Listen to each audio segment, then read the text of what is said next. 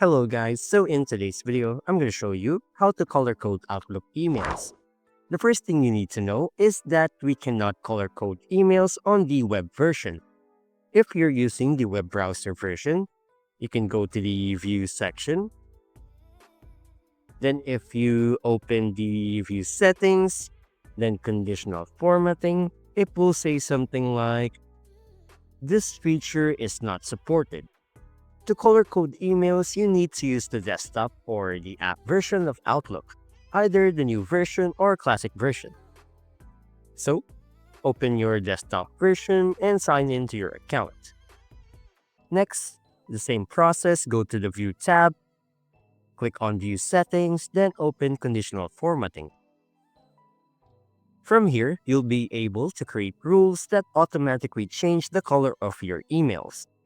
Okay, for this tutorial, let's try to change the color of emails from Jenna Santa.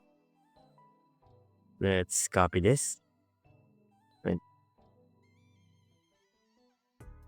Let's copy this email address. Okay, go back to the settings, additional formatting. Okay, so if you click on add new rule, you have to give it a name first. For example, important email. Next, set condition by clicking on the condition button. You can choose things like email from specific sender, email that contains certain words, and emails sent to a specific address. Again, let's use Jenna Santos as an example. Go, click OK. Oh, sorry, there we go. Click OK. Then click on the font button. You can choose from any color that you want. For example, from black to maroon to green, olive, or many more. Let's use the color red. Then click OK. Click OK again. And just like that, if you look at the Jenna Santos emails again, you can see the color changes.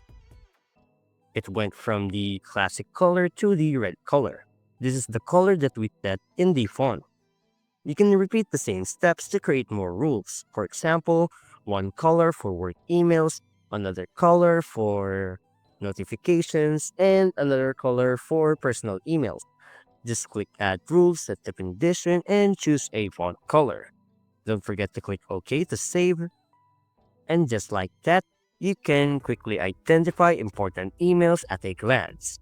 So, if you found this video helpful, don't forget to hit the like button, subscribe to my channel, and click the bell icon for more tutorials and tips. Thanks for watching, and I'll see you in the next one.